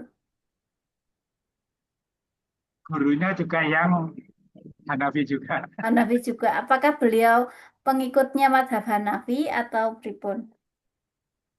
Sebentar saja tak itu lihat Oke. tulisan dulu. Oke. Kalau yang Jan Bensing saya nggak tanya ya ikut mazhab apa. Itu mazhabnya lain dengan kita ya. Mazhab Vatikan kayaknya. Mazhab ikan. Oke, oke, oke. Skeptis, skeptis. Karena mungkin sama kayak kemarin siapa yang tokoh, aduh, yang dipresentasikan siapa ya di mata kuliahnya Bu Idaul, awalnya itu Syafi'i banget gitu kan. Ternyata Oh, eh, eh, ternyata langsung pindah haluan. muridnya Imam Syafi'i. Mm-mm. Muridnya Imam Malik akhirnya membuat mazhab sendiri Imam Syafi'i itulah. Enggak, Nah, yang luar itu loh Ustaz, yang lagi, satu lagi apa sih itu? Aduh ya Allah saya kok lupa. Ibnu Hazm ah. Ya, Lah, Ibnu Hazm kan bukan Syafi'i. Itu semua madhab dipelajari semua itu. iya, tapi penggemarnya Syafi'i kan. Ya mungkin saja berbeda dengan gurunya seperti Imam Malik dan eh, itu Imam Syafi'i gitu. Jadi saya kepo, kira-kira mazhabnya apa? Apa penganut 4 mazhab gitu? Kalau dari catatan saya sendiri ya, meskipun ayah beliau bermazhab Hanafi, tapi dan Syekh Albani sendiri pernah mempelajari fikih Hanafi, Mm-mm. beliau itu mengembangkan metodologinya sendiri yang fokus pada penelitian dan evaluasi hadis atau takhrij hadis. Jadi Syekh Albani ini tidak berafiliasi secara ketat dengan salah satu dari 4 mazhab fikih Sunni itu, Hanafi, Malik, Syafi'i, dan Hambali. Beliau dikenal dengan pendekatan eh, Lamadiyah, tidak bermazhab. Begitu seperti saja. Muhammadiyah. Itu berarti boleh nggih, kiai-kiai, ini Kiai Faisal dan Kiai Nurali, boleh nggih tidak bermazhab ya? Ketawa Ustaz Tanzil nanti ya. Bagaimana Kiai Tanzil? Apakah boleh kita tidak bermadhab atau boleh mengikuti 4 madhab Kiai Tanzil? Ya. Oh, kalau saya dari dulu diajarkan Fokul Jamia. Oh, Tidak berafiliasi kepada madhab tertentu gitu. oh, Tapi Oh. juga nggak talfik juga ya kan. Oh, kalau misalkan megang perempuan ajnabi ikut madhabnya Hanafi gitu kan. hmm. Atau atau seperti apa tidak. Tapi ya madhab Ahlus Sunnah wal Jamaah. Oh, jawaban netral gitu. Wah. Berarti Jadi boleh orang kita tidak bermadhab, nggih? Kalau Muhammadiyah itu lebih dekat kemana coba kira-kira? Eh, Kiai-kiai Muhammadiyah ya di San Nggih, Faisal, monggo San Kiai Ali. Agung, Kiai Faisal, Kiai Nurali. kalau Kira-kira kami Muhammadiyah itu dekat ke siapa? kalau kami di doktrin tidak bermadhab, tapi kebanyakan dekat dengan Hanafi juga seperti Al Albani itu cocok itu. Hanya Quran hadis. Tapi sekarang akhir-akhir ini Muhammadiyah ulama-ulama Muhammadiyah diserang, oh udah bisa baca kitab kuning, kebanyakan seperti itu. Terutama dari kalangan CSM Kota Malang itu di dengan kitab kuning terus-menerus. Ya guru kita juga. Oh, ya, Ada yang bermadhab Syafi'i, Ustadz. Jadi gimana ya? Ya mungkin itu Ahlus ya, Sunnah wal Jamaah. macem-macem. Ahlus Sunnah wal Iya. Jamaah, bener Mas Mm-mm. Tanjil. Kalau Kiai Haji Ahmad Dahlan kan mazhabnya jelas Imam Syafi'i. Oh, Bagaimana Imam Ibnu Katsir juga adalah Imam Syafi'i. berarti yang penggemarnya Kiai Haji Ahmad Dahlan ini berarti ikut Syafi'i juga apa tidak bermadhab? Pertanyaan jebakan ini. Oh iya dong. Saya suka menjebak-jebak kalau bertanya ini. Lihat kondisinya, sikonnya. Oh, enggak. Ini enggak saya tanya personal lo bermadhab apa lo ya? tidak bermadhab, Ini tidak ditanyai Bu Wahyu. Ya, bermadhab. sesuai dengan madhabnya Bu Wahyu. Lek kono jawabannya malah ambigu. Lek misalnya aku madhab sing liyane ya apa? Ayo. Ya melo-melo. Baik, kita panggil Ustadz Amarilis. Halo. Oh, belum juga ya. Kemarin katanya mau nanya masih itu. Baik. Habis minum obat kok tambah padang. Oh iya. Wes iki melek nggak jadi pingsan, Ustadz. Obatnya Tidak. bikin ngantuk, tapi bikin melek malah. Tidak delosor lagi ya. Berarti kalau melek ada yang ditanyakan nggih, Bu? Monggo. Nah itu Mbak Amarilis. Nah itu. Nah, Loh, Yuk, kok gelap pertanyaan kenapa? terakhir kita akhiri di sini. Amarilis kemarin nanya apa? Oh, saya menanyakan metode studi hadisnya Imam Bukhari, Ustaz. Soalnya saya bingung. Banyak anunya. Banyak yang saya baca itu belum menemukan yang spesifik gitu loh, Ustaz. Buatan kados. Nggak ada nih Bu Wahyu, nopo Ustaz Faisal ngoten. Metode studi hadis. Iya, yang Imam Bukhari. Niku Oh, nopo gitu. metode studi hadisnya lebih ketat daripada Muslim. Kalau Bukhari itu mengisyaratkan harus itu sanad itu harus bertemu. Oh, Itu. Ya saya baca itu, Ustaz. Saya baca itu. Nggih. Terus Iya, heeh. berarti walaupun beliau hitungannya lebih tradisional tapi lebih ketat nggih berarti nggih. Memang. Makanya kemudian disepakati muttafaqun alaih itu kedua-duanya itu ya sudah tidak diperdebatkan lagi. Tapi kalau Muslim itu sedikit longgar dikit, nggak harus bertemu langsung gitu tidak. Itu perbedaannya di situ sih. Oke, siap Ustaz kalau gitu saya sudah yakin. Wah ya. sudah yakin bermadhab apa ini kira-kira?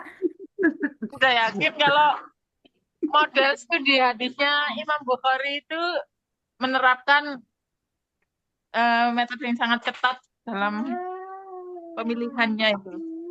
Ya. Ya seperti kemarin pas saya itu loh presentasi perbedaan antara Abu Dawud sama Imam Bukhari. Lah, Abu Dawud itu kan masih ada dhaif dikit nggak masalah. Tapi Bukhari ada ya kecacatan sedikit itu sudah nggak kepake.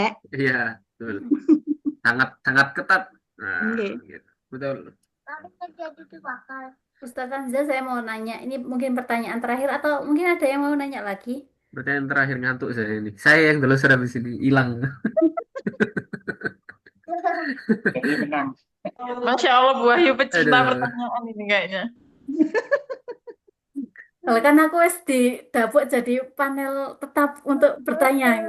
Ketua kelas tetap. Loh, ketua kelas itu sebenarnya Ustadz Agung. Saya itu hanya peserta. Kok moro-moro alih Penggembira. jabatan? Pertanyaan aku saya tentang Gini, apa? Ustadz. Jarwa takdil. eh Gini, di kalau Syiah kan otomatis menganut mazhab lain. Apakah ada jarwa takdil juga di situ? Terus kemudian Syiah Langsung jawab. Oke. Syiah itu kan saya pernah dengar itu juga beberapa fikihnya itu berbeda dengan kita. Seperti sholat itu tidak 5 waktu tapi 3 waktu gitu kan. Subuh sendiri, asar dan zuhur dan asar itu jadi satu. Kemudian maghrib dan isya itu jadi satu gitu. Hati-hati. Begitu. Wah, bot ya. Temenan apa? Saya pernah belajar di studi hadis di S2 Mm-mm. dengan Ustadz Muhtadi Ridwan di UIN itu. Salah satunya adalah kita belajar studi hadis tentang Syiah. Mm-mm. Maka kemudian ada hadis perbedaannya, perbandingannya. Kita perbandingan ada hadis Sunni dan hadis Syi'i. Bahkan metodologi yang digunakan oleh Syiah itu berbeda, Ustazah. Ada sendiri. Dan rawi-rawinya pun ada sendiri. Mereka nggak percaya dengan rawi-rawi Sunni. Itu intinya. Dan kemudian mereka juga memperlakukan yang namanya seleksi hadis yang penting dari imam mereka. Makanya kemudian mereka menganut imamiyah. Nah, tapi di antara 11 imam itu ada perbedaan. Mana yang longgar, mana yang ketat, mana yang jauh. Seperti siapa? Rafidah itu. Mm-mm. Nah, seperti itu. Apakah Tapi kalau sebelum misalkan ini, Mm-mm. pertanyaan tadi kan, bagaimana hadis-hadis yang diusung oleh Syiah tadi itu, mereka memiliki jarh wa ta'dil juga. Iya, ada. Nah, ada. selama yang saya pelajari waktu itu ada hadis Sunni dan hadis Syi'i, rawinya pun juga Syi'i, metodologi yang diusung pun Syi'i, dan jauh sekali dengan apa yang kita pelajari di mustalah hadis, ilmu hadis yang ada di dalam kalangan orang Sunni. Yang selama ini kita pelajari kan Sunni, karena kita percaya Ahlussunnah wal Jamaah kan gitu. Oh gitu. Berarti ada aplikasi sendiri untuk itu ya? Apa untuk kayak kita? Saya jadi skeptis ini Ustadz dengan hadis soft yang jenengan share itu. Apakah itu dari Ahlussunnah wal Jamaah atau Syi'i? Sunni Dari apa orang Syi'i? netral kayaknya itu. Netral. Berarti bisa dong disusupi Syi'i? Bisa jadi, Bisa makanya jadi. kemudian tidak terlalu percaya pada hadis soft, tapi lebih percaya ke kitab induk. Oh gitu. Iya, jadi ditahkik lagi di kitab induk gitu. Oke. Apakah kitab induknya itu benar 100% Sunni Oh atau iya ada Syi'i? dong. Nah, kitab-kitab mutabaroh yang dikarang oleh An-Naisaburi, terus kemudian uh, Tirmidzi dan lain sebagainya, itu langsung karangan mereka. Mu'allifnya pun langsung mereka. Percetakannya pun terkenal, yaitu Darul Fikri Beirut, Lebanon. Hmm. Jadi benar-benar kita pastikan itu dari kalangan Sunni. Karena Begitu. saya lihat yang apa itu orang-orang Syi'i itu bahkan punya wikinya sendiri loh Ustaz. Ya, Wikipedia khusus Syiah gitu kan. Nah, saya jadi meragukan ini, jadi skeptis, meragukan nggak apa-apa, nggak apa-apa. Maka skeptis kita dengan perlu tracking dulu, Tata. Nggak apa-apa. eh, hadis soft, terus kemudian yang kemarin tuh kayak hadis dorar, terus apalagi Udah. Maktabah Syamilah itu benar Mm-mm. 100% Sunni atau ada sisipan Syi'i? Maktab Syamila itu malah ini ya, Arab kan? Iya, kan di Arab kita Heeh. juga nggak tahu apakah itu 100% Sunni atau Syi'i atau ada atau mungkin ada aliran lain.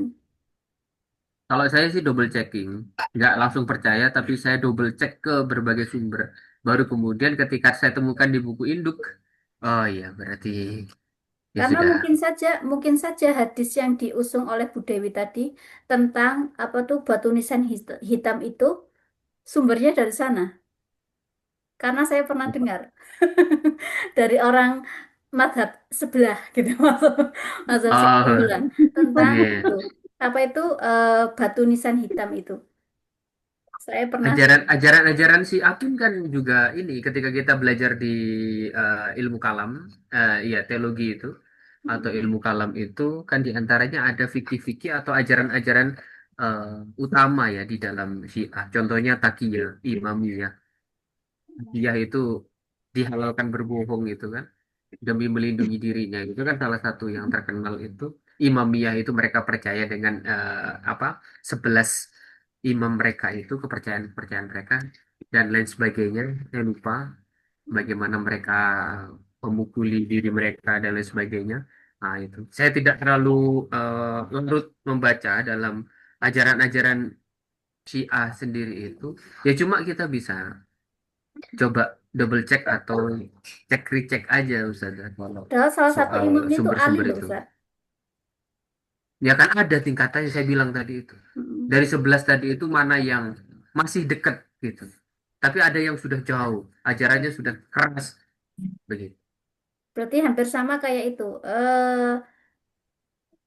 Kalau di agama itu Gimana itu? agama Nasrani itu kan berbeda dengan Nasrani Nasrani yang dulu. Mm-mm. Hmm. Nggih, nggih, nggih. Terima kasih Ustaz. Iya, iya.